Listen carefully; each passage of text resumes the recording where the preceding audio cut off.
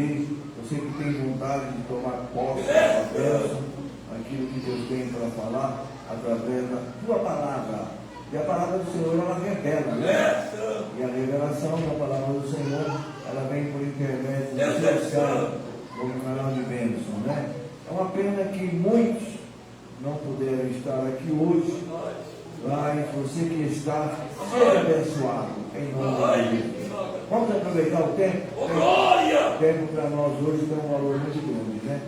Estende as suas mãos para cá, aqui está o servo do Senhor, e nós vamos aqui liberar sobre ele a partícula da unção que está em nossa vida, mas que a glória do Senhor seja maior. Amado e eterno Deus, Pai, agora estamos num tempo que é tão necessário ter alguém que interessa em aprender mais da tua palavra, em aprender mais da visão do teu Espírito. Por isso, Senhor, nessa grande oportunidade que nós temos ainda aqui na terra, usa da boca do teu servo, o Senhor venha revelar nesta noite, o Senhor venha trazer a confirmação nesta noite, uma bênção especial na vida de cada um e na vida da igreja, meu Pai, pelo poder que há no teu nome.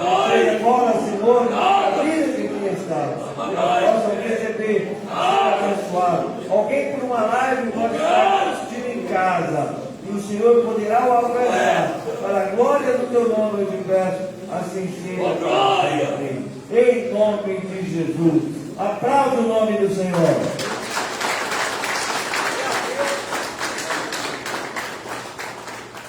Glória a Deus. Acompanhe os amados irmãos com a paz do Senhor Jesus. Amém. Que Deus possa nos abençoar nesta noite. Que o Senhor Jesus possa estar no nosso coração, estar nos abençoando nessa noite. Amém. Eu quero que os irmãos abram comigo em Jeremias 25. Eu disse para os irmãos que se eu fosse ler todos os versículos que levam ao Apocalipse, todos os profetas, todos eles levaram ao Apocalipse. Eu quero ler algo para você aqui, uma palavra de duplo sentido. Jeremias 25 vai falar dos 70 anos do exílio, mas eu quero ler algo para você aqui, para ficar gravado no teu coração. É Jeremias 25, versículo 30. Diz assim, ó. Aleluia. Todo mundo achou, irmãos? Espera um minutinho.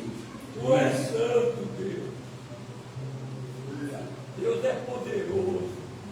Jeremias 25, 30. Aleluia. Deus está conosco.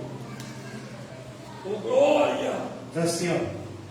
Portanto, tu profetizarás todas estas as palavras que eu lhes dirás.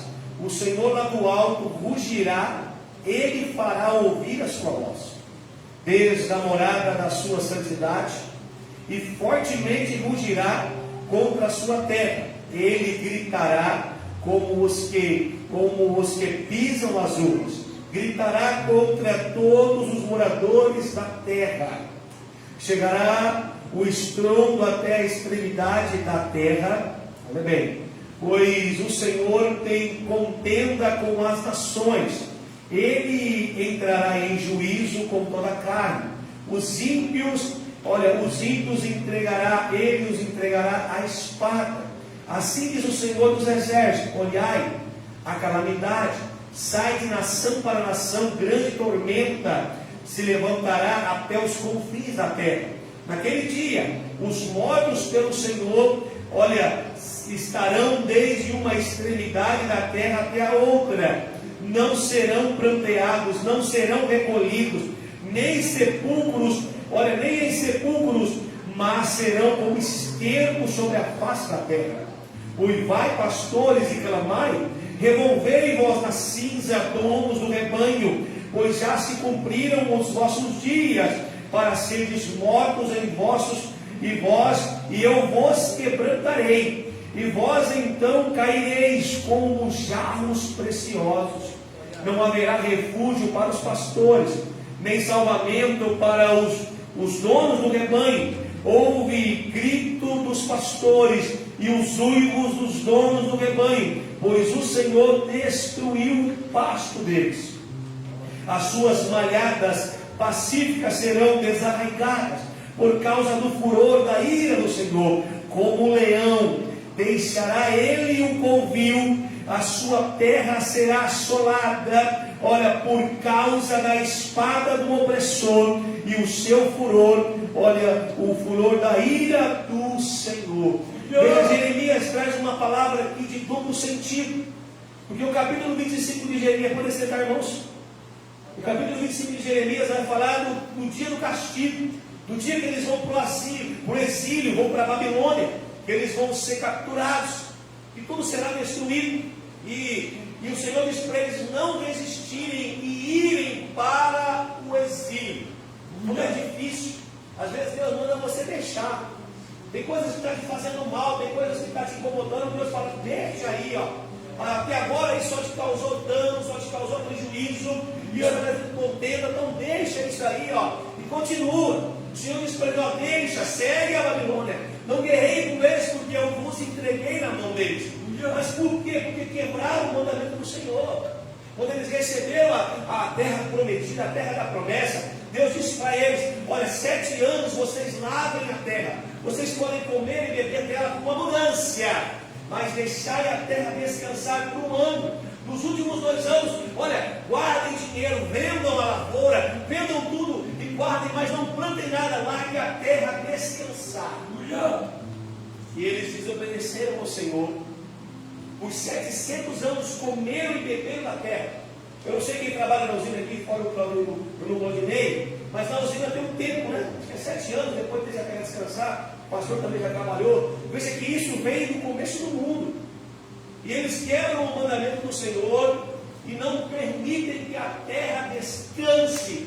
Por 700 anos eles só lucro. E agora Deus dá para eles assim, ó, vou enviar vocês 70 anos. Exatamente 1 ano, cada 7 anos, para dar 700 anos, que eles ficariam no cativeiro por desobediência. Às vezes Deus muda a gente de lugar para não perder a gente. Para não perder a gente, olha, para este mundo. E Jeremias traz para nós o dia do rugido. Veja que no meio desse versículo ele traz uma palavra uma palavra de duplo sentido, como existe em Ezequiel, quando revela o nascimento de Lúcifer, como existe em Isaías, quando o inimigo está olhando para o céu dizendo, eu vou me assentar, mas acima do trono do Altíssimo, acima de todas as coisas eu me assentarei. Veja que de repente muda o assunto, porque o Senhor agora está falando de dias futuros, dias que Ele destruirá, dias que Ele, olha, veja que não haverá templo, não haverá sepulcros, não haverá campos nem cemitérios suficiente para enterrar todos os corpos. Que no dia do juízo final vão tombar nessa terra. Glória! O único escape é para cima. Pode cavar 60 metros, como já foi falado. Pode morar em Marte, como já foi falado. Nós sabemos que aquele planeta também não vai se desfazer e se lançar sobre a terra. Não tem como fugir da ira do Senhor. Jeremias, como eu disse para os irmãos, eu poderia falar de todos os livros. Todos eles trazem algo do Apocalipse. E tem a mesma ligação com o livro de João, a qual João trouxe para nós.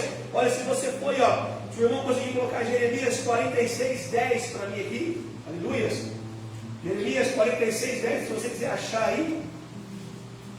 Jeremias 46:10, depois o irmão acha para mim Jeremias 51:44. Primeiro eu vou ler Jeremias 46:10, amém? Olha o que diz aqui, irmãos. Depois eu vou dar um Apocalipse com vocês, e vou entrar no estudo. Este dia, porém, é o dia do Senhor, Deus dos exércitos, dia de vingança para vingar dos seus adversários. Veja que novamente o Senhor traz algo ali. Olha, tem como o homem contender com Deus? Existe a possibilidade do homem tocar na santidade ou no trono. Existe a possibilidade de alguém conseguir chegar no céu e tocar em Deus. Não existe. Porque o dia que Lúcifer nasceu, ele foi ali como sagrado, andava sobre brasas afogueadas, como o pastor Benedito que deu um estudo para nós aqui, muito bonito, eu não vou entrar. Mas Lúcifer tinha tudo para ser um dos maiores querubins ungidos daquele lugar. Não era um anjo, sim um querubim. Os anjos vão cantar, os querubins vão cantar, os anjos, os serafins vão proclamar. E o que está acontecendo ali agora? A Bíblia diz que Deus olha no coração dele e vê o que? Iniquidade. Havia iniquidade no corpo, tinha bebida lá, tinha cigarro, tinha palavrão, talvez tinha contenda, talvez tinha mentira, talvez não tinha, irmãos. A única coisa que o Senhor viu no coração de Lúcifer é uma coisa que nos destrói dia a dia, se chama orgulho. Isso toma conta do nosso ser. Se eu subir aqui achando que eu sou, eu desço humilhado. Mas se eu subir aqui sabendo quem eu sou, eu desço daqui exaltado. Você tem que entender uma coisa: Deus não usa o soberbo, ele resiste. Tiago diz assim, ele resiste o soberbo. Seu dinheiro não muda a vontade de Deus. Seu estudo não muda a vontade de Deus. Os seus prodígios de faculdades não mudam a vontade de Deus. A única coisa que Deus não resiste é o coração contrito e o quebrantado. O resto está perdendo tempo. Se vai fazendo aparecer, está perdendo tempo. Isaías 51, Jeremias 51, lemos? Como Jeremias, tá? Jeremias 51, 44. Jeremias 51, 44. Aleluia. Vamos entrar no estudo rapidinho, não quero demorar. Eu acho que o estudo já está ficando cansativo. Jeremias 51, 44. Olha o que diz aqui, Punirei Abel em Babilônia, e tirarei da sua boca o que ele tragou. Nunca mais virão a ele as nações. Olha o versículo 45. Sai do meio dela, povo meu, e salve cada um a sua vida.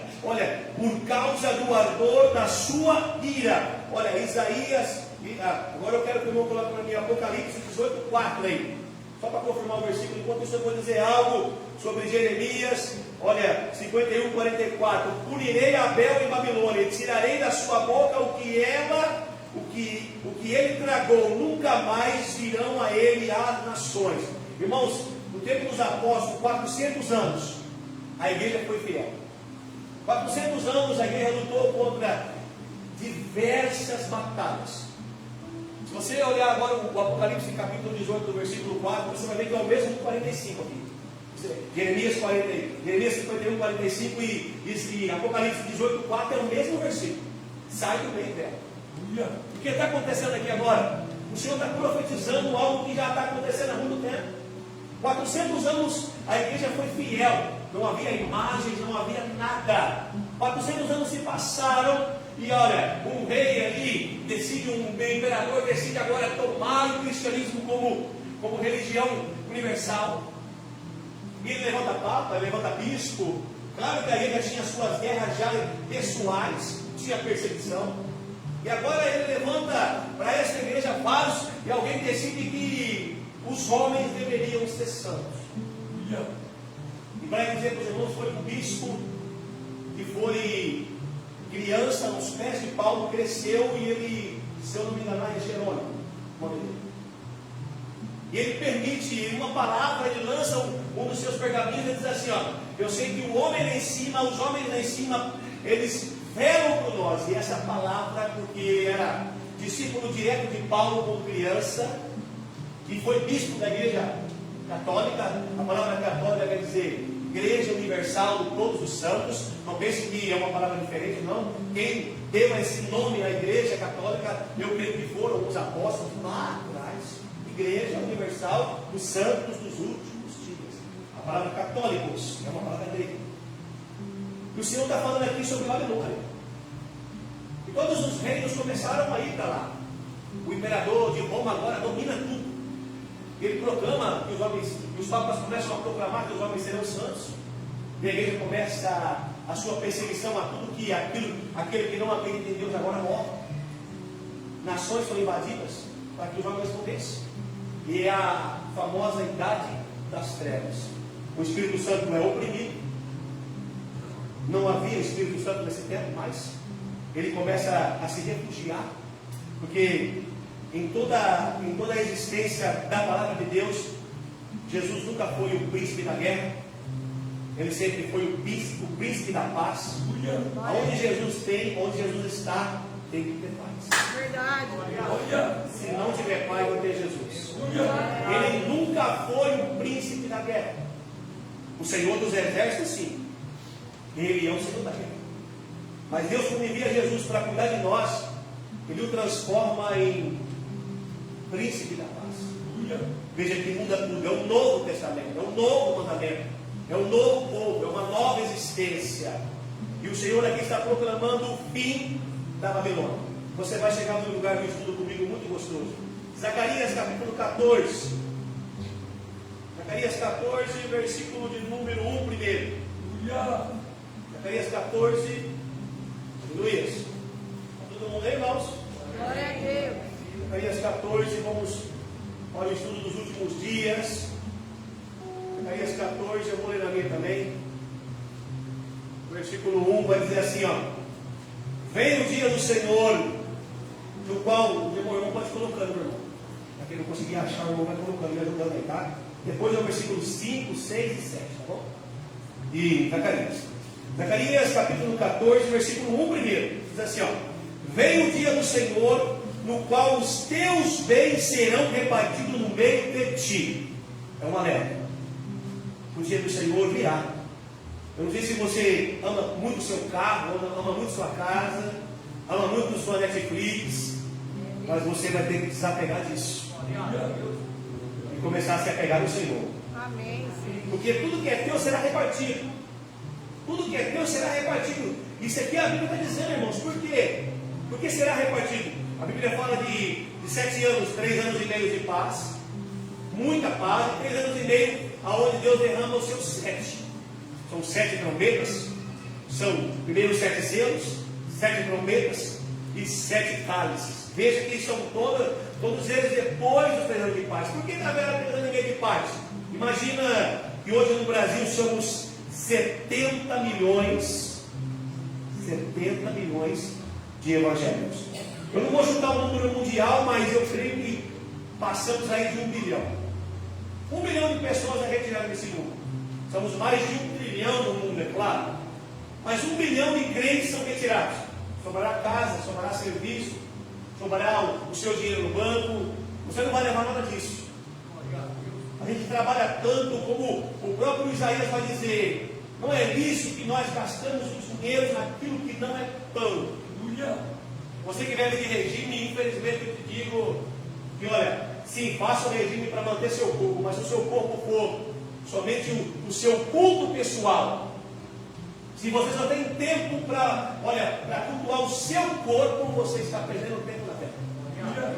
Olha o que está dizendo aqui. O primeiro versículo de Zacarias nos chama a atenção, porque será repartido. Será repartido esse carro que você tem. Eu não sei como vão fazer os inventários, porque não tem corpo, então não tem morte. Mas, no arrebatamento sobrará até uns ternos bonitos, quando o pastor e a pastora se vestindo.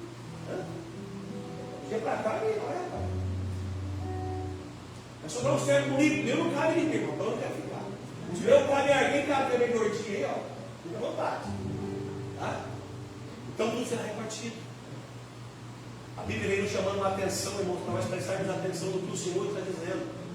E às vezes a gente não entende todos os mistérios do Apocalipse, mas 3 anos e meio de paz, porque vai sobrar dinheiro, vai sobrar casa, vai sobrar carro, vai sobrar tudo. Quem tem 2 carros, 3 carros, imagina, irmãos, vão te procurar e não vão te encontrar. Logo o governo vai lançar o Egito para que se divida tudo que ficou, porque não encontra mais. Veja que já lançaram aí para nós, aí, ó, eles vêm nos ajudando, ó, a pregar Jesus. A ciência vem nos ajudando a pregar Jesus, irmão. Olha lá no livro de Efésios, os últimos versículos de Efésios, Paulo vai dizer assim, ó, fugir da chamada ciência. Mas aqui, eu digo, pode dizer, a ciência tem nos ajudado. Agora lançaram um monte de vídeo aí de OVNI, de extraterrestre. Irmão, eu quero dizer para você que nós todos somos extraterrestres. Eu não moro, eu não tenho saudade de um lugar que eu nem conheço. Eu só ouço falar, eu só ouvi por visão, eu só ouvi alguém dizer. Eu quero viver. E eles viver. Quero voar com os anjos. Quero conhecer ruas de ouro. Quero olhar a face do Altíssimo e dizer: Tu és o amado da minha alma, que esperei mais que tudo dentro de mim. Eu quero dizer isso, que os anjos que vêm no céu, cada anjo que desce aqui será um extraterrestre. Os demônios que estão aqui no sul da terra são estão vendo o quê? Eles estão vendo aquilo que eles querem ver, estão formando algo. Veja que até os americanos acreditam. Então eles estão criando alguma coisa. Para você ter noção, nos Estados Unidos é piloto com piloto, não é isso? Lá eles contratam pilotos assim, pode pesquisar, irmãos. Isso é Bíblia, isso é que está mostrando hoje. Os americanos contratam os pilotos de avião assim, ó. Se você é crente, o outro não pode ser. E se você subir, alguém tem que fugir do avião. Os americanos, eles acreditam nisso. Olha, se você fosse pesquisar hoje, a porta a qual eles entram na NASA, você vai ver a abelha Europa. Ela mostra o impossível, a ciência não explica. Como um inseto daquele tamanho, com as asas tão pequeninas, voa tão rápido e tão alto daquele jeito. A aerodinâmica é impossível a abelha voar, mas ela não acredita. Ela somente segue o que o seu Deus disse para ela fazer. Continue voando, mesmo que ninguém acredite em você. Continue voando. Aleluia. Veja que é sobrenatural o Apocalipse. Eu poderia falar do que os sinais que estão aparecendo hoje. Coisas e mais coisas aparecendo. Não tem como esconder mais. Então agora, lança essa do OVNI. Se nós desaparecemos, vão dizer que os extraterrestres nos buscaram para poder negar Jesus. Mas quem conhece? Quem já ouviu falar, infelizmente. Quem está lá fora e foi magoado. Quem está ouvindo hoje na live, vai ouvir lá na frente, que eu sei. Talvez você está desviado. Eu digo para você, volte para Jesus rápido, porque Ele tem pressa de voltar. E às vezes a sua vida ficará aqui porque você não consegue perdoar. Porque você não consegue, porque o seu amor tem sido provado e você não consegue vencê-lo. O versículo 5 diz assim, ó: fugi pelo vale dos meus montes, porque chegará a Tezel. Fugirei assim, como de um terremoto nos dias do rei Uzias, rei de Judá. Veja que o Senhor fala assim, ó: eu anuncio o fim desde o princípio. Assim como o povo anunciou de se esconder no dia do terremoto do rei Uzias. Isso não está relatado na nossa Bíblia, mas está relatado nos museus de Israel, nos pergaminhos antigos, naquilo que nós não temos. Olha, na genealogia deles há algumas histórias que falam sobre esse terremoto, que derrubou tudo, menos o templo do Senhor. A casa do Senhor permaneceu em pé. Veja o que Deus está dizendo aqui, ó: como no dia dos dias, porque tudo em volta será abalado, a minha casa ficará de pé. Porque o único relato de destruição da casa foi por mão de homens. Terremoto nenhum derrubou a casa, a não ser na morte de Jesus, quando o véu se rasgou e o piso trincou. Isso aconteceu, mas pela mão dos homens nunca, pela mão de Deus nunca foi destruído. Foi destruído pela mão dos homens. Deus sabe o que está fazendo. Olha, o versículo de número 6, o irmão colocou para mim aí? Vamos ler aqui. Zacarias, capítulo 14, versículo 6, diz assim, ó: naquele dia não haverá luz, nem frio e nem geada. Ele já começa a proclamar no passado, na vida de Zacarias. Também é um cativo da Babilônia, alguém que está profetizando ali, junto com Isaías, com Jeremias, com Ezequiel. Eles são todos ali à mesma época. Veja que o Senhor começa a proclamar: haverá um dia que não haverá frio, não haverá geada, haverá um dia que não haverá luz. E veja que lá no passado você talvez ouviu os padres católicos dizer assim, ó: vai ficar 3 dias e 3 noites sem luz na terra. Se isso vai acontecer, eu não entrei nessa parte da escatologia, mas se acontecer, entra a passagem de Jesus das 10 virgens, 5 prudentes e 5 imprudentes. Será que você tem luz para permanecer 3 dias nas trevas? Será que você tem fé para entender que os 3 dias de trevas vão passar? Será que você está entendendo o que você está estudando hoje do Apocalipse? Olha o versículo 7, fala de um livramento. Será um dia singular, conhecido no Senhor, não será nem dia nem noite. Quando a tarde chegar, haverá luz. O que é a palavra singular? É algo que não existe, algo que não foi feito. Deus já enviou pedra de gelo do céu na oração de Samuel para matar os filisteus. Deus já enviou saraiva sobre o Egito na oração de Moisés. Deus fez parar o sol e a lua na oração de Josué. Deus abriu o mar vermelho no toque do cajado de Moisés, sem nenhuma oração, apenas toca o cajado e depois marche. Olha as coisas que o Senhor já fez. Deus fez chover fogo no céu na oração de Elias, ao preparar o altar, a preparar o sacrifício. Ele prepara com tanto amor e chorando, porque ele queria que o povo o ajudasse. Ninguém o ajudou, ele sozinho o adorou. E o Senhor respondeu com o fogo, e quando o fogo caiu, todos aqueles que estavam à beira do rio caíram de joelhos, e um coro gritaram: só o Senhor é santo. Está dizendo que algo singular, algo que não aconteceu, algo que ninguém viu, não ouviu, e nem pode entender, e nem chegou ao coração, um livramento tão grande, que chegará ao povo de Israel. Eu creio que não está longe esse livramento para eles. O Senhor tem sinais para mostrar para nós que Ele está no meio do seu povo. Agora, continuando o nosso estudo aqui, 2 Coríntios 1,14. Aleluias. Todo mundo aí, irmãos? Amém. Silêncio, né, irmãos? Meu Deus. Aleluias. 2 Coríntios 1,14. Aleluias. Coríntios 14, vai dizer assim, está escrito na apostila, mas os irmãos não têm apostila, então vou ler para os irmãos aí. 2 Coríntios 14,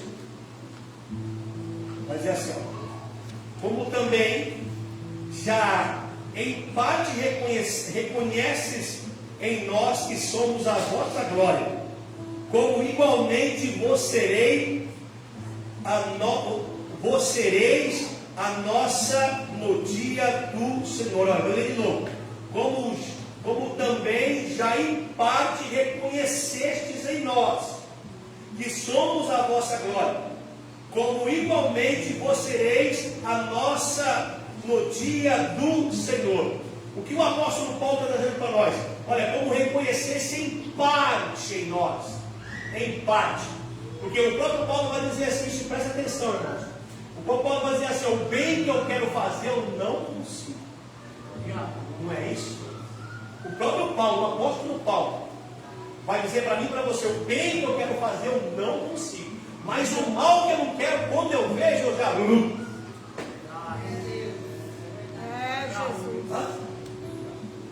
Então o Senhor reconhece em partes que eu estou tentando uma mudança, e que às vezes essa mudança em mim é tão radical que ela tem que mudar o meu ser. Se eu estou tentando em parte, todo dia eu estou tentando. Eu já levanto de manhã, ponhando o pé no chão, e tem gente que já vai no coração preparando assim: Senhor, prepara o meu dia. Que aquele incircunciso não cruze meu caminho, que aquele, filho de Jezabel não me atormente, que aquele abençoado, aquele Judas Iscariotes não apareça na minha frente. O que está acontecendo? Nós estamos preparando o nosso coração para viver. É difícil amar, irmãos. Por isso ele fala em partes. Ele fala assim, reconhece que em parte somos a tua glória. Porque eu me visto bem para vir na igreja, e na igreja eu sou uma bênção. Dentro da casa do Senhor eu sou uma bênção. E às vezes lá fora eu sou o leão. Tudo, brigo com todo mundo. Ou às vezes ao contrário, lá fora eu sou uma bênção. Eu sou um amorzinho. Dentro da igreja eu sou um leão. Ou às vezes ainda é pior. Eu sou uma bênção na igreja, eu sou uma bênção lá fora e sou um leão de casa. O próprio Paulo vai dizer para nós, irmãos, que em parte, não tem ninguém santão não, irmãos. Não tem ninguém aqui com coroinha de anjo, não, asinha de pena colorida. Não, eu recebi uma pena colorida do Senhor. Olha, veja que ele fez que nem Jacó. Para a tua asa é branca, mas a minha é que nem de José. É uma turma que parece. Não é não. Tudo que você for fazer para o Senhor vai te custar um preço. Tudo que você levantar para fazer para o Senhor vai te custar um preço. Vai te machucar, vai te ferir. Vai dar vontade de parar, vai dar vontade de não vir na igreja. Vai dar vontade de não jantar. Vai dar vontade de... Você vai trabalhar chorando. Por quê? Porque em partes ele conhece o nosso esforço. E E até na última hora você não vinha. E aí você pegou e veio. Agora você virou ele. Pega aí, Jesus. Pega aí, Jesus. Olha. Por que virá tão severo castigo? Está na apostila, meus irmãos. Por que virá tão severo castigo ao mundo? Imagina que o Senhor viu Abel ser morto a pauladas pelo próprio irmão. O primeiro assassinato do mundo. Quando o Senhor fala para Adão e Eva assim, o homem agora, por ter comido do fruto do pecado, agora vocês morrerão. Eva talvez não levou muito em consideração, porque ela saiu dali e não morreu. É assim, né? Deus está falando para o céu, não faz, você faz, não faz, você faz. Vai chegar uma hora que você vai tomar uma pancada. Ele está falando para você no escuro. Vai chegar uma hora que ele vai ter que te parar. Porque ele é Deus. Se a sua alma tem valor para ele vai ter que te parar. A não ser que você seja um joio, né? Porque o joio ele vai continuar ali, amargo sempre, sempre amargando e amargo sempre. Não adianta. Mas se você for trigo, uma hora ele vai te parar. Veja, na história de Adão e Eva ali, olha, por que virá o dia do Senhor? Olha, por que virá tão severo castigo ao mundo? A morte de Abel, Caim, quando mata Abel, ele mata por ignorância. Poderia contar a história para os irmãos, mas o tempo é muito rápido. Quando Abel vai preparar a ovelha para entregar para o Senhor, ele era pastor de ovelhas, ele pega a ovelha, escuta isso, irmãos, como é lindo o que você faz aqui. Às vezes você dizima e você não prestou atenção ainda que você tem o coração de Abel. Ele vai dizer que ele pega o cordeiro, ele vai no rebanho, ele escolhe a mais bonita, sem mancha, a mais lindinha das ovelhas. Porque assim, não é? Todos são bonitinhos, mas tem sempre o mais novinho. Ele escolhe aquela e ele abre a casa, leva a sua tenda. Ele cria ela um ano, porque o sacrifício era de ano em ano. E não tinha igreja, não tinha lei, não tinha isso, mas ele resolve no coração. Olha, se Deus me fazer prosperar, porque agora a terra produz espinho, produz abrolhos. Foi a maldição da sua mãe e do seu pai, a terra está difícil. Você tem que arar ela para nascer. Entenda isso. E ele agora consegue ir no Senhor ali, ele cuida daquela ovelha o ano inteiro. Ele vai cuidar dela. Isso todos os judeus, no tempo de Jesus, faziam, meus irmãos. Os que Jesus bate nos cambistas na porta do templo. Porque tem gente relaxada. Tem gente que só lembra de Deus na porta da igreja. Por isso que, eu vou chegar nesse pedacinho aí, rapidinho, tá? Mas é apocalipse aí, tá bom? O que está acontecendo? Ele cuida um ano dessa ovelha e ele leva ao Senhor e ele sacrifica. E o Senhor espera o outro sacrificar. Porque o Senhor tem a vontade de abençoar os dois. Mas um só cuidou um ano, o outro foi um saco de cevada, porque ele era agricultor, um saco de semente, diz a palavra. Ele anda de qualquer jeito ali, um pouco de semente. E ele leva até o altar do Senhor e ele sacrifica. E aquilo não agrada a Deus. E a Bíblia vai dizer que Deus atentou para o sacrifício de Abel e não para o sacrifício de Caim. O que acontece? Como Deus respondia geralmente, era com fogo. O fogo desceu, consumiu o holocausto e subiu. Alguém ficou irritado, porque a tua obra é melhor, faça direito. Continue fazendo. Tem alguém irritado, porque você adora o Senhor, continua adorando. Não para. Porque se você estiver fazendo melhor, alguém vai querer te dar palavra.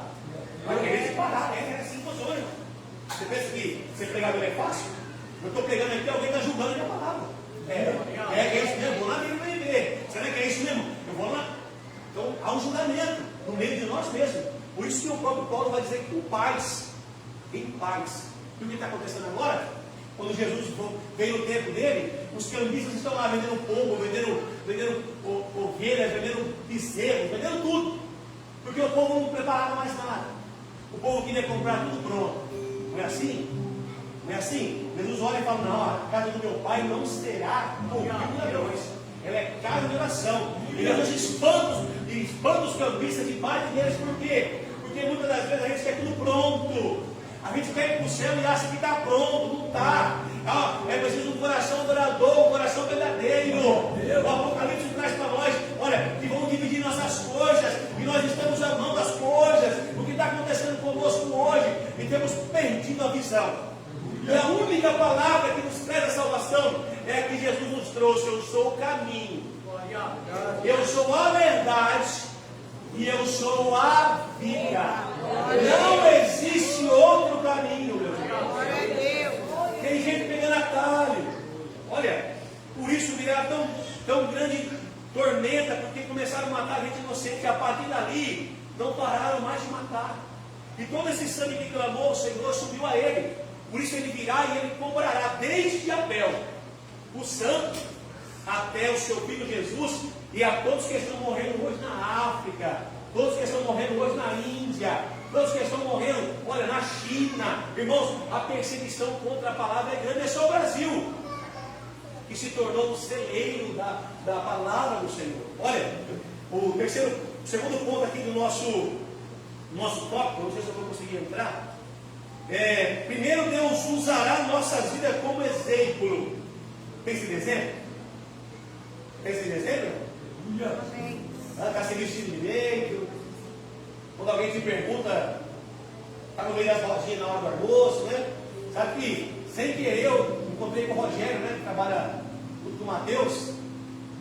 O Rogério é presbítero, é meu amigo. Fizemos teologia junto, congregamos junto. O Rogério falou tão bem do Mateus, sabe? É gostoso ouvir o irmão falar bem do Mateus. Mas falou tão bem do Mateus que eu fiquei muito feliz. Glória a Deus. Ele disse assim: ele tem uma chama nos olhos dele, pastor Márcio, que queima, ele tem vontade. Aleluia. Tem vontade não de ser alguém para que o homem veja, tem vontade de ser alguém para Deus. Oh, glória. Nossa, Rogério, ele é presbítero, né? Eu falei: nossa, irmão. Ele falou: sim, ele tem uma fome da palavra. Se eu passar com ele o dia inteiro falando da palavra, ele fica o dia inteiro comigo. É que nós temos que trabalhar. Então, para trabalhar, você morre. Mas exemplo, você tem nada de exemplo? Olha bem, o segundo tópico que o irmão tem na postilha. Olha, primeiro Deus usará nossas vidas como exemplo. Se você for o exemplo que vai ficar aqui, então para de seguir esse irmão. Olha bem, olha, que se eles quiserem, poderiam mudar, mas escolheram não mudar. Tem gente que é brasileiro, né? Acho que vai dar aquele jeitinho, né, irmãos? Assim? Acho que vocês já ouviram falar isso, né? Isso é a palavra da minha esposa, a pregação dela, tá? Ela disse assim, que numa visão, ela orando ao Senhor, o Senhor disse para ela assim: Senhor, e se eu ficar aqui? O Espírito Santo falou para ela assim: ó, você só vai ficar aqui se você não me amar o suficiente. Ela disse: Senhor, como assim? Se você deixar se levar pelas coisas deste mundo, pelo converseiro desse mundo, pelas coisas que estão acontecendo, quando você chegar até mim e me perguntar assim: não, mas eu fiz tudo, porque eu fiquei, eu vou olhar para você e vou dizer: porque você não me amou o suficiente. Eu disse: meu Deus. Isso é uma revelação, uma palavra da minha esposa, irmãos. Uma pregação dela. Eu falei: meu Deus do céu, isso é forte. Talvez a gente não esteja amando o Senhor como deveríamos. Eu poderia falar dos escândalos. Irmão, coloca rapidinho aí, ó. Timóteo 5, 1 Timóteo 5, 22, 5, 21. O que está acontecendo hoje? Por que tem tanto escândalo? Olha, é a apostasia, é o anticristo. Jesus disse que viriam falsos profetas, falsos pastores, mas há uma bananada. Não é só isso. É gente sendo ungida legado. Já é um tanto de pastor, um tanto de presbítero, um tanto de missionário, um tanto de diácono que não está preparado. Não está preparado. A gente começa a falar besteira, começa a fazer bananada. E começa a envergonhar a casa do Senhor. Temos que ser exemplo. Principalmente nós que somos pastores, temos que ser exemplo. Temos que ser exemplo. O diácono é exemplo. Irmãos, entenda o que está acontecendo hoje. Olha, a gente às vezes usa uma emoção, porque a pessoa é boazinha. Mas a Bíblia diz assim que a gente tem que testar o caráter da pessoa. E a Bíblia diz assim: provai os obreiros. Sabe o que a Assembleia de Deus, o Ministério do Belém faz com o pregador? Acho que você já ouviu o pastor lá, o baiano, Abílio Santana falando. Abílio Santana falou que ele estava nessa igreja. E o pastor falou assim: ó, irmão, você já é obreiro, já é pastor, eu vou te enviar você, tá? Vou te enviar para o pastor para essa história. Vou te enviar para uma cidade, uma igreja grande que tem 3.000 almas. Eu falei: nossa, pastor, 3.000 almas, sim. O teu amor tem que ser por lá. É exemplo. E exemplo, você não ganha roubando ninguém, nem usando ninguém como degrau, nem ficar bajulando o pastor. Não. Exemplo.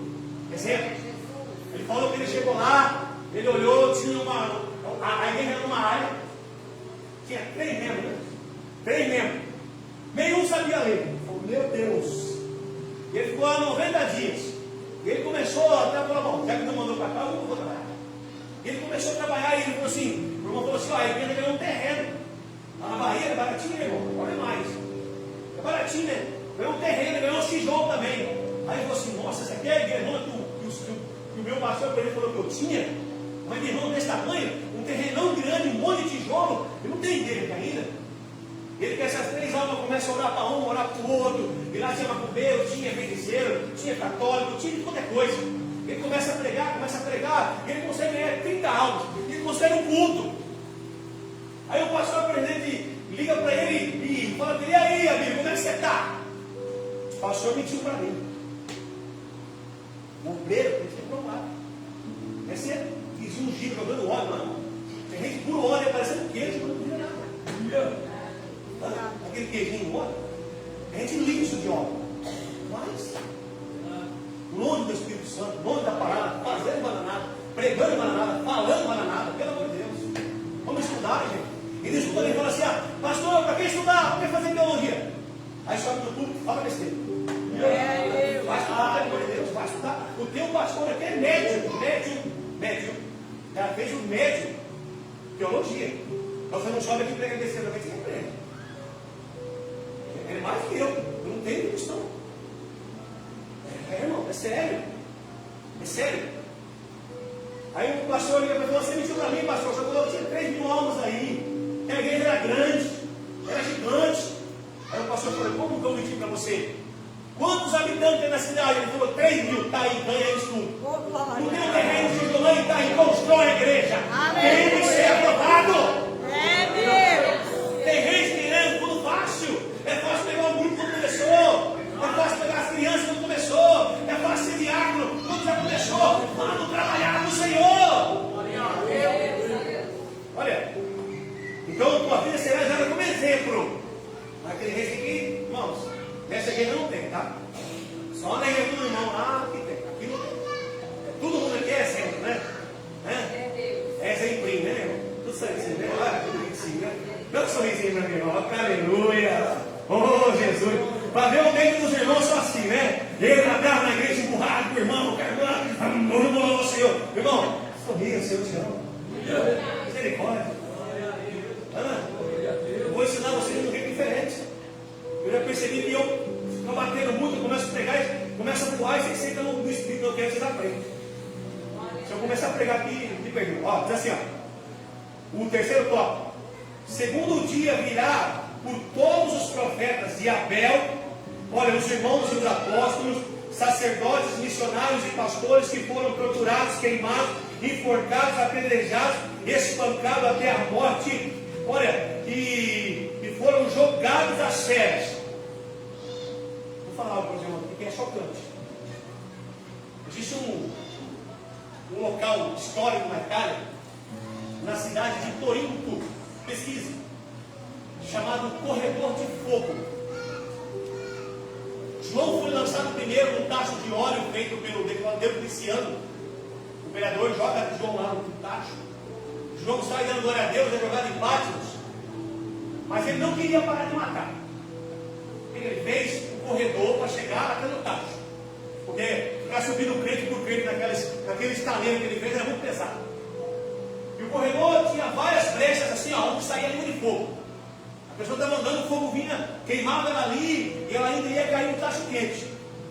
Para poder ver se os romanos começassem a negar. Porque a população começou a baixar muito, pastor. Depois de João, muitos começaram a acreditar no Senhor. João, quando foi lançado no tacho, ele se recusou a negar Jesus. João traz um avivamento. Ele pensou que ia matar, e João traz um avivamento.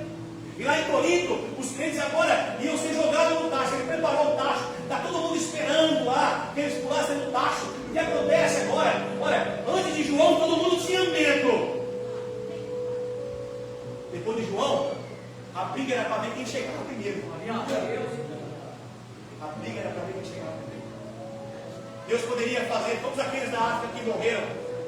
Já morreu cerca de 6 mil pessoas. Deus fazer que todos aqueles 6 mil não tivessem morrido? Poderiam. Por que não fez? Porque eu li para vocês Daniel 12:1, que ele tem amor na morte dos seus santos. E isso aqui ele vai cobrar. Não pense que Deus é ruim, que Deus é cruel, não, irmãos. Hoje eu escuto aí pastores como o Eliseu, pastor Eliseu, famoso pastor. Ele diz assim: ó, eu tenho uma arma em casa, e se invadir minha casa, morre. Está aprendendo a palavra? Que tipo de Cristo é esse? Que eles iam correndo para o tacho no passado, iam cantando hinos, enquanto as feras do povo gritavam, eles iam, abraçavam-se no meio do estádio, do Coliseu, cantando hinos, eles morriam, era uma honra morrer pelo Senhor. Agora, eu ouço o pastor dizer que está se armando, que está pregando a palavra, e eu vejo gente aplaudindo, o povo assomando, ele é famoso, conhecido na terra, mas no céu, acho difícil. Acho difícil. Olha, o dia do Senhor virá por quê? Mas o pior, Deus guardou a sua ira no dia em que torturaram, humilharam e crucificaram e mataram o seu filho. Ele vai cobrar os que fizeram e os que não creram. É difícil, irmãos. A nossa geração recebeu o Pentecoste de volta. Cerca de 1.600, 1.700 anos, sem ninguém falar em línguas. Com o Pentecoste oprimido pelas igrejas calvinistas, pelas igrejas, as igrejas históricas, as batistas. O Espírito Santo foi oprimido, foi impedido de ser pronunciado. Começou um avivamento nos Estados Unidos um pouquinho, logo oprimido, ele apagou. Veio para o Brasil e incendiou o mundo. Nós temos o privilégio do Consolador estar conosco em todo o tempo. E nós se machucamos e machucamos o outro. Se machucamos e machucamos o outro. E estamos sempre chorando, mas nunca pelo céu. Sempre porque machucamos e machucamos o outro. Se machucamos e machucamos o outro. É tempo de nós chorarmos pelo céu. Olha, eu vou agora para o arrebatamento. Mateus 24, 21. Vai terminando para não pegar sua mão. Mateus capítulo 24. Aleluia. Está todo mundo aí, irmãos? Glória a Deus. Vamos pregar a chave de carro sem não. Não vai ver sem não. Aleluia. Mateus 24, 21 e 22. Mateus 24, 21 e 22. Olha bem. Pois haverá então grande aflição, como nunca houve desde o princípio do mundo, até agora, nem haverá jamais. Olha, se aqueles dias não fossem abreviados, nenhuma carne se salvaria, mas por causa dos escolhidos, serão abreviados aqueles dias. O que é abreviado? Eu e o pastor Benedito somos um pouquinho mais velhos, lá temos o pastor já é ancião, Deus seja louvado pelo general do pastor. E perdemos é muito. Infelizmente, mas eu vou perder de 70 anos, o sol passa mais rápido.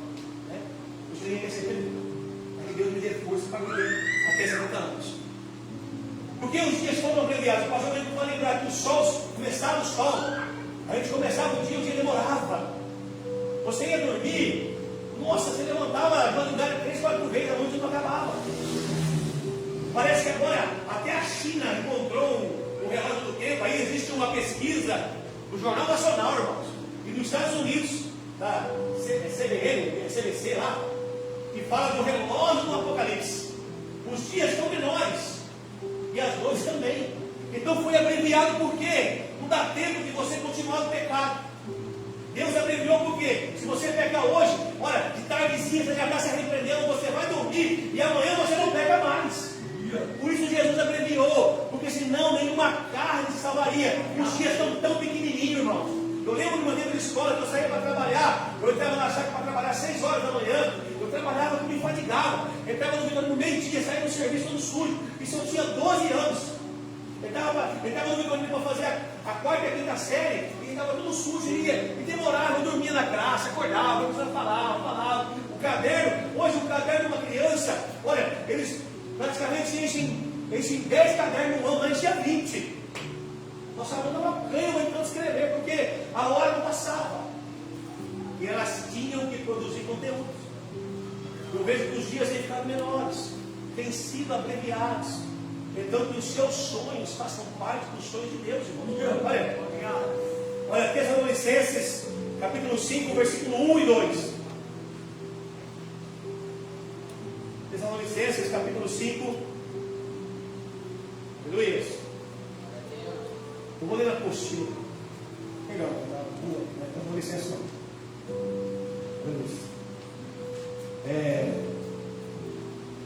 Mas já estamos nos pré-tribulacionistas. Como vocês não têm apostila, vai ficar meio difícil de eu explicar. O uso da máscara é o começo do lockdown, que é a minha apostila. Vai estar gravado aí. Você não entendeu, você ouve em casa. Eu quero ler rápido. O uso da máscara está na apostila. O uso da máscara é o começo do lockdown.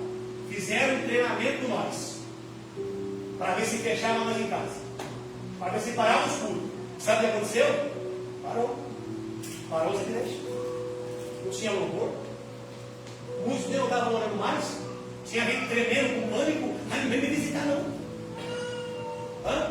Quem lembra aqui quando o Senhor fala para Moisés: manda o povo passar o sangue na terra, porque a morte vai passar. Eu te pergunto para você: se você fosse para o campo pregar e você morresse de Covid, você seria um mártir. Não vou dizer aqui sobre os pastores que eu conheci que morreram pregando. Nós vamos virar dentro, não paramos. Eu fui fazer culto no meio da vigília. Aí fazia culto aqui, escuta isso. Marcava o culto aqui nesse canto da mata. Estávamos orando, um dia a polícia veio. Mandou nós parar. Vamos embora. Eu disse para os irmãos assim: nunca mais levar. Por quê, pastor? Porque agora vai ser orientado pelo Espírito. Um dia ele estava aqui, a polícia pegou nós daqui, ele estava lá. Aí o Senhor falava assim: ora ali agora, ora lá. A polícia agora estava aqui. Irmãos, para viver o sobrenatural, não vai ser um tempo de paz. O lockdown foi isso. E no lockdown Deus curou uma mulher com câncer na garganta. No lockdown Deus curou tantas pessoas através da minha vida, porque os pastores não iam mais orar. Quantas santas ceias eu entreguei para gente que já partiu, porque os pastores não entregavam a ceia, porque tinham medo de morrer. Você não pegou, pastor? Eu peguei o Covid.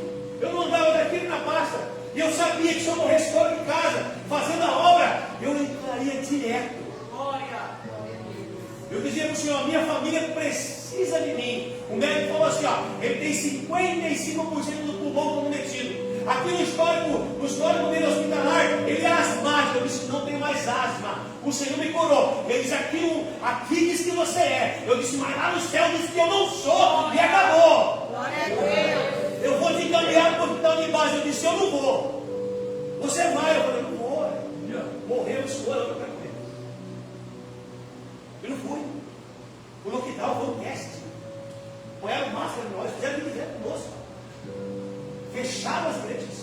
E foi uma briga, e tome multa, e cancela a multa, e vem não sei o quê, e nós fizemos o quê? Se Jesus voltasse aqueles dias, meu Deus, meu Deus, melhor para muitos que não cuidaram daquelas ovelhas era ter morrido no Covid. Vou dizer para vocês a verdade. Está gravando? Melhor para muitos pastores que não cuidaram dos seus membros do Covid, melhor era eles terem morrido do Covid. Porque o rio do Senhor virá. E vai dizer quem que é quem. Jesus vai separar o joio do trigo. Olha, o lockdown, irmãos. Agora, Apocalipse 22. Eu não vou entrar na Apocalipse agora. Vamos entender agora. Eu quero falar algo que vocês têm assim na internet. Pré-tribulacionista e pré-tribulacionista e tribulacionista. O que é pré? É antes. Pré é antes. Certo? É antes. Você não entende antes? É antes. E eu vou chegar nesse estudo aqui para você entender que nós estamos antes. Quem é antes da tribulação é nós. Acreditamos no arrebatamento. Tem uma galera aí, umas igrejas, a presbiteriana, a batista, as igrejas mais antigas, né? as tradicionais, as centenárias, que não acreditam que nós não vamos passar pela tribulação. Mas eu vou provar para vocês no estudo que nós não vamos estar aqui quando a tribulação acontecer. Tá? É isso que eu queria trazer para vocês. Esse estudo aqui, o importante dele é essa parte. Mas, pastor, qual é o fundamento das igrejas? Olha, tribulacionistas de hoje. Era João Calvino. João Calvino viveu em 1506, olha bem, e ele pregava a doutrina da predestinação. Acho que o pastor falou sobre isso. O que é predestinação? Olha, o Fábio nasceu para ser salvo. Ele pode virar, pegando a palavra, um pingaiado, nunca vai virar, não, Jesus, mas pode virar um drogado, pode se prostituir, pode fazer o que ele quiser, porque ele está salvo. Isso é predestinação. É alguém que nasceu, custe que custar, ele pode fazer o que ele quiser, ele vai ser salvo. Isso é predestinação. Pastor, isso está onde? Vamos comigo, ó. Romanos capítulo 28. Romanos, tem mais versículo que fala, mas vamos para Romanos que é mais rápido. Tá bom? Quem tiver com a apostila e quiser marcar, marca, porque é importante isso aqui, viu? Pastor, me dá mais 5 minutos? Romanos capítulo 28, capítulo 8, perdão. Romanos 8.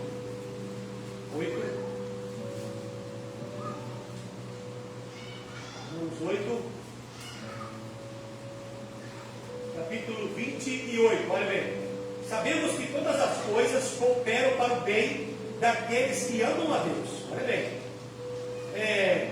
Daqueles que amam a Deus, daqueles que são chamados segundo o seu propósito, pois o que dantes conheceu também os predestinou para serem conforme a imagem de seu Filho, a fim de que ele seja primogênito entre os muitos irmãos. E os que predestinou, a esse também chamou. Aos que chamou, a esse também justificou. E aos que justificou, a esse também glorificou. Então Calvino pegou esse versículo ao seu bel prazer, né, com todos que mereceram ele, porque há muitos livros de João Calvino aí que são muito importantes. É uma literatura de homens de Deus muito importante. Só essa parte aqui que ele talvez não prestou muita atenção. Mas a predestinação, ela mostra assim, que aquele que está lá fora, não está na igreja, vai ser salvo, e eu que estou aqui talvez não estou predestinado para o inferno. E isso é a predestinação. É aquele cara que alguém que está lá no Iraque, lá jogando bomba no outro, matando as crianças, olha, ele vai ser salvo e eu não. Isso é predestinação. Houve isso, predestinação, no tempo de Israel. O povo de Israel foi predestinado. Aí Paulo usa essa palavra por ele ser um homem judeu, ele ser fariseu. E quem estudar o farisaísmo, Paulo usa essa palavra. O povo Pedro vai dizer, alguns torcem na verdade, porque Paulo vem com palavras muito difíceis e parábolas difíceis de entender. Então a predestinação, eu acreditar que eu posso fazer tudo, e mesmo assim eu vou dar um bicudo no leão, bora para o céu. Não. Aí, o que traz para nós aqui, a salvação, o pré-tribulacionista. Então eles acreditam que eles vão passar pela tribulação. Por quê? Aí um dia o pastor falou assim, pastor, e se o senhor estiver errado? Eu falo, eu vou passar com você. Mas se eu estiver certo, vou te dar tchauzinho. Então, a palavra diz que eu vou ir. Eu vou chegar lá. Eu sou e tenho e posso, que a Bíblia diz que eu posso, que eu tenho e que eu sou. E eu acredito na Bíblia. Tá? Aí nós somos armenianos, né, que era o Jacobo de Armênia. Em 1568, ele descreveu para nós que Deus permite o livre-arbítrio. Tanto que Lúcifer lá no céu teve o livre-arbítrio. Deus colocou a árvore de conhecimento do bem e do mal dentro do jardim e expôs, não come. Você começa a morrer. O que é isso? Livre-arbítrio. Está lá. Então sempre houve uma contenda no meu coração entre mim e Deus. Então há um livre-arbítrio. Você faz o que você quiser. Você quer obedecer a palavra, você obedece. Quer distorcer, você distorce. Faz o que você quiser. Mas é o seguinte, o livre-arbítrio tem um preço. E o preço é a tua salvação. É a tua alma que está em jogo. Verdade. É a tua vida. Você pode viver uma vida inteira do jeito que você quer. Eu escuto alguém dizer assim, eu nasci assim, eu sou igual meu pai, igual minha mãe. Vai ficar aqui dentro da minha mãe. Eu nasci nasci assim, pastor, eu sou assim, e vou morrer assim. Beleza, vai para o inferno sim. Porque o evangelho é contramão, é conversão. Imagina se eu fosse nem minha mãe. Meu pai eu nem conheço, então estou lascado. Não é isso? Então eu sou a criatura que Deus criou, e se formou para que fosse o que Ele quisesse. Glória a E Deus. eu procuro saber, olha, o evangelho do livre-arbítrio está aqui, ó. Também está em Romanos. Eu pus tudo perto, porque tem vários versículos que fala em Gálatas. Mas eu vou em Romanos. Romanos 8, 18. Romanos 8, 18. Pertinho onde você estava, tá? Volta para casa um pouquinho. Romanos 8, 18. Vai dizer assim, ó. Estou certo de que as aflições desse tempo, olha, presente, não podem comparar com a glória que em nós há de ser revelada. Pré-tribulacionista. Algo será revelado sobre nós. Como nós vamos passar pela tribulação? Olha bem, 19. A ardente expectativa da criação aguarda a revelação dos filhos de Deus. Olha, o que é de verdade que vai revelar quem é crente? Há um balaio só hoje com a igreja do mundo, tá? O que de verdade vai revelar quem é os filhos de Deus? O arrebatamento. É o arrebatamento. Por que eu não creio na predestinação? Porque a predestinação ela leva nós até o anticristo. O anticristo, no Apocalipse capítulo 1, versículo 6, vai dizer que o primeiro selo é aberto e aparece um cavaleiro. Presta atenção, quem tem caneta marca aí. Aparece um cavaleiro branco, assentado, e na sua mão tem um arco. O cavaleiro branco do Apocalipse, o primeiro cavaleiro, não é Jesus, é o anticristo. A Bíblia vai dizer que ele tem um arco e ele é vitorioso. Ele tendo esse arco, no arco não tem flecha. Sabe aonde está a flecha dele? Talvez você nunca viu isso. Se você pegar a nota de $1, você vai ver o olho lá, de tudo vê, a pirâmide, né? E você vai ver na nota de $1 uma águia voando. Olha isso. Uma águia voando com 12 flechas na mão. Que vão voar com o anticristo e vão entregar o poder para ele. Essas 12 flechas são as 12 famílias mais poderosas da terra. Isso é Apocalipse. Veja que a nota de $1, olha, o anticristo é revelado, o cavaleiro branco, vitorioso, sai para vencer, vencer, ó, vencedor, vencendo, tá? Vencedor, vencendo. A águia do dólar é a nota de $1. Por que está na nota de $1? Porque todos os americanos, todo mundo do mundo praticamente já segurou uma nota de $1. Tem uma águia voando com 12 flechas nos pés. E as 12 flechas estão voando para algum lugar. Para a mão do anticristo. Então o arrebatamento, se ele fosse revelado pelo anticristo, quando o anticristo vier, nós não estaremos mais aqui. Porque se vier, ó, o anticristo apareceu, rapaz, quem está lá fora vai pular na igreja de cabeça, pastor. Então quem está lá fora vai vir correndo, desesperado, me salva, Jesus. Então o anticristo não é para a igreja, é para eles que ficarem aqui. João capítulo 5, versículo 4, se eu não me enganar, vai dizer que João vai diante do ancião e João chorava. Há um silêncio no céu, porque há um pergaminho com 7 selos, selado por dentro e por fora. Eu vou acabar, estou no orar, tá? Por dentro e por fora, e está um silêncio. E a Bíblia vai dizer que o ancião que falava com João fala que o anjo bradava forte: quem é digno de abrir o livro? A única voz ouvida era de um anjo forte que bradava: ninguém é digno de abrir o livro, nem no céu nem na terra. A Bíblia diz que João olhou para o pergaminho e começou a chorar. Rapidamente o ancião falou: para de chorar, rapaz. Nunca se ouviu choro no céu. A primeira vez que alguém sobe no céu, a primeira vez que se ouve falar de choro. E de repente ele fala assim: ó, lá vem o cordeiro. Lá vem o cordeiro. O cordeiro que tira o pecado do mundo. E a Bíblia vai dizer no livro de Salmos que Davi confessa isso: levantai, ó pódios nas vossas cabeças. Jesus não cabia, ele entrou em corpo. Não cabia Jesus no céu. E ele entra arrebentando tudo. Levantai entradas eternas. Levantai portas, o livro do Salmo vai dizer. Por quê? Jesus está entrando. E é o Cristo glorificado. Não é o Cristo ressuscitado.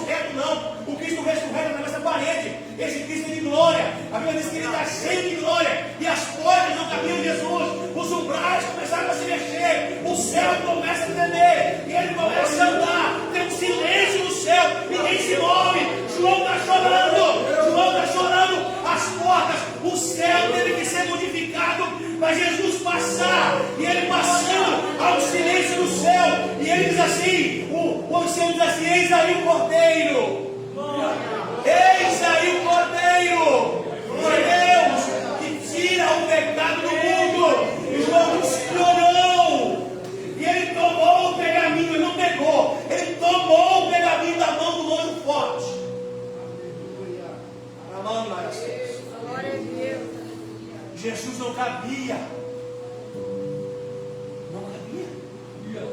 É tanta glória que ele recebeu que ele não cabia. Como pode alguém não acreditar no arrebatamento, achar que isso é impossível para Deus, levar homens em carne para o céu? O testemunho de Jeová não acredita. Fala até que Jesus era só um sábio. Os irmãos da Adventista acrescentam a sua profeta. E a Bíblia, eles dizem que a Bíblia não é o suficiente, que as profecias de Ellen White têm que acompanhar.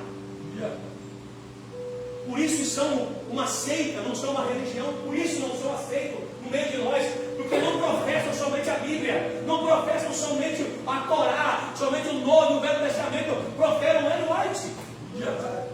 Que um anjo falou com ela: olha, os profetas dos últimos dias, nós vamos dar com as coisas suportam na igreja. A igreja dos santos, dos mormons, foi o maior movimento de seita do mundo. Só que é uma bagunça. Eu, como pastor, eu poderia casar com qualquer irmã aqui, poder tomar com a mulher e ir embora. Isso começou a feder na sociedade. Famílias eram tão poderosas que se você falasse, você morria. E é assim. Tem uma pausa na fazenda aqui. Eu e o Pedrinho mesmo estavam lascados. E o Pandemir, os irmãos, por quê? Porque lá no céu só ainda branco para eles. Irmãos. Os mormons só ainda branco. Se eu e o Pedrinho, o irmão Pandemir, os irmãos aqui entrassem, a única coisa que eles iam ser santos, iam ser glorificados. Nós que é mais moreninho, a única coisa que nós ia receber é que nós ia ficar branco. Então tem muita seita. É necessário pregar o Apocalipse, é necessário os pastores. Olha, os pastores pregarem o Apocalipse, irmãos. É muita seita.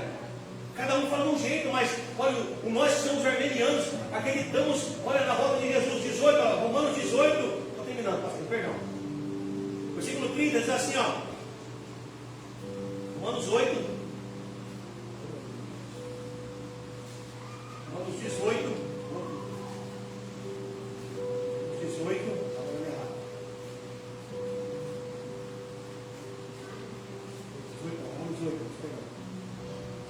Romanos 8, versículo 30, versículo 20, vai dizer assim, ó: pois a criação ficou sujeita à vaidade.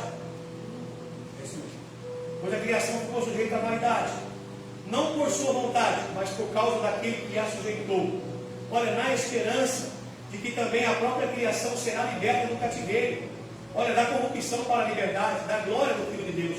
Olha, sabemos que toda a criação geme como se estivesse em dores de parto até agora. Vamos ver se você... Vamos ver se você tem vontade de ir para o céu. Não sei se você tem vontade de ver Jesus.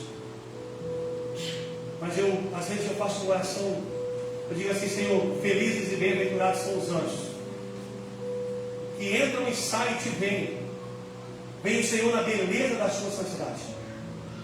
Eu não sei se você tem vontade de ver pelo menos os pés de Jesus, de olhar para o trono como João viu. Eu não sei se você sonha. Paulo diz assim, ó, que nós gememos de vontade de acabar com isso, de vontade de não ouvir nenhuma notícia mais que uma criança foi roubada, violentada, que alguém foi morto, que uma mulher foi morta, se você não geme, você ainda não tem certeza. Se você não sonha com isso, você está sonhando com tudo menos a vontade do Senhor. Olha bem, o livre-arbítrio. Não só ela, mas nós mesmos que temos os primeiros frutos do Espírito também gememos interiormente, aguardando a adoção, a saber, a redenção do nosso corpo. Paulo está falando de arrebatamento, redenção do corpo, não de morto. Olha o 24.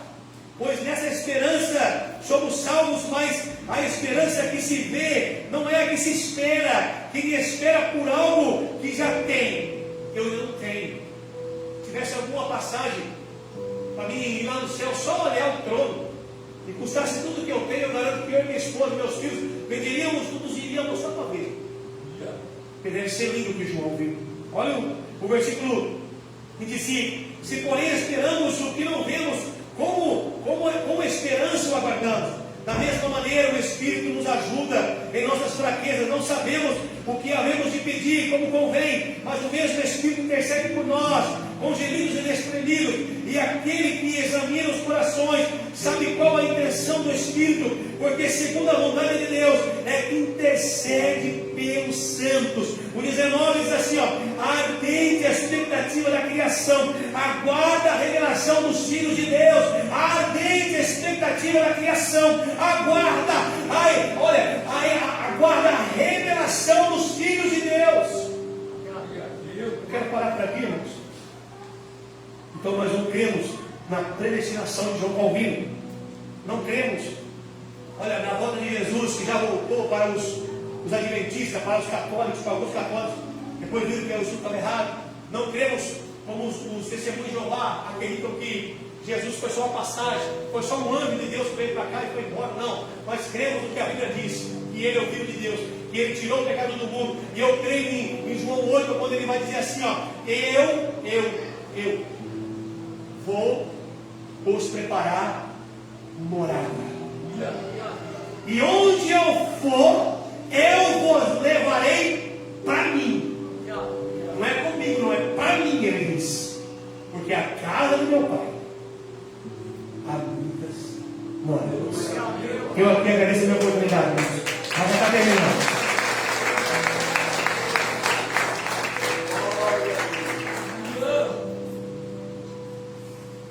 Graças a Deus. Amém? Quantos foram abençoados? Amém. Graças a Deus. Que cada dia mais nós possamos ter o interesse de saber a verdade, né? Para não ficarmos enganados. Quero que todos os irmãos, pais, que não estavam no domingo, sai do seu lugar, vem aqui, pegar uma lembrancinha do Dia dos Pais, vem aqui, por favor. A Laura vai estar entregando na sua mão os pais, né? Que não veio domingo. Vem cá. Estou uma lembrancinha. Aqui. Por favor.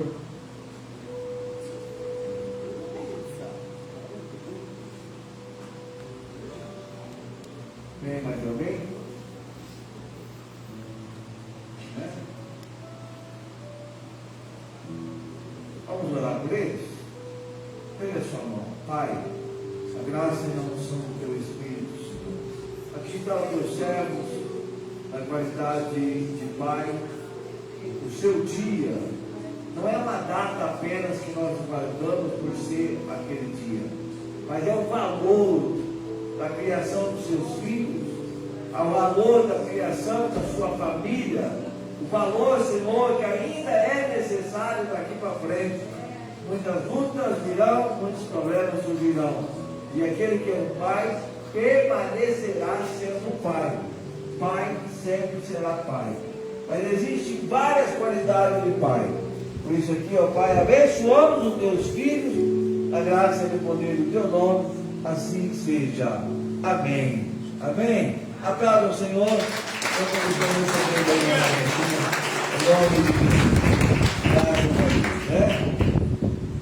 Vamos voltar para o nosso lado abençoado. Amanhã haverá um ensaio com todos os que vão participar do louvor do aniversário da igreja, né? Vai se preparando lá. Sexta-feira, irmãos, nós vamos fazer aqui um período de oração. Se você puder estar aqui, estou te convidando. Se você deseja estar aqui, eu estou te convidando. Mas a oração da sexta-feira vai ser em prol, olha bem, vai ser em prol de sábado e de domingo, né? Todo ano, quando vai chegando o aniversário da igreja, vai surgindo problema, vai se levantando problema, para que não seja uma bênção. Mas a promessa de Deus ela é real e será uma bênção, né? Nós estaremos aqui sábado e domingo, portanto, né? Está aí, né, o relatório, os 2 dias de culto abençoado em nome de Jesus, né? Sábado e domingo. E domingo será um bolo, né? Um bolo especial. Convide alguém que você queira, tragam, não falte, não marque nenhum compromisso. E não seja nenhum compromisso maior do que o desejo de estar aqui nessa data de 26 anos que a igreja está completando. Amém? Então eu estou te convidando. E amanhã será o ensaio com todos os que vão participar do louvor. Será todos juntos, né? Aqui a igreja será todo mundo junto num louvor só. Pastor Leandro também será todo mundo junto em um louvor só. E Deus vai abençoar em nome de Jesus. Amém? Aqui um período de oração pela vida da mamãe e da irmã Fabiana, né? A irmã Fátima, por motivo de saúde, que Deus possa alcançar e abençoar a vida dela em nome de Jesus, né? Temos também vários outros pedidos que têm chegado em nossas mãos. Aqui está a caixa de oração e nós vamos voltar para o nosso lado abençoado. Quantos desejam mais uma oração? Eu e a minha casa. O Oswaldo, como é que está? Está melhorando, né? Dá uma oração também pela vida do irmão Oswaldo, né? Em nome de Jesus, né? Amém? Deus tem o controle na vida de tudo, né, irmão? Ontem, infelizmente, né? Um abençoado ficou prendendo um casal de idade, casal de velho, no apartamento por 12 horas. Por 12 horas ele ficou ali prendendo aquele casal. E não liberava. Por fim, perdeu a vida. Olha só. Segurar ali o casal 12 horas e depois perder a vida. Olha só se o mundo que nós estamos vivendo está correndo certamente no eixo. Não está. Está tudo fora. Né?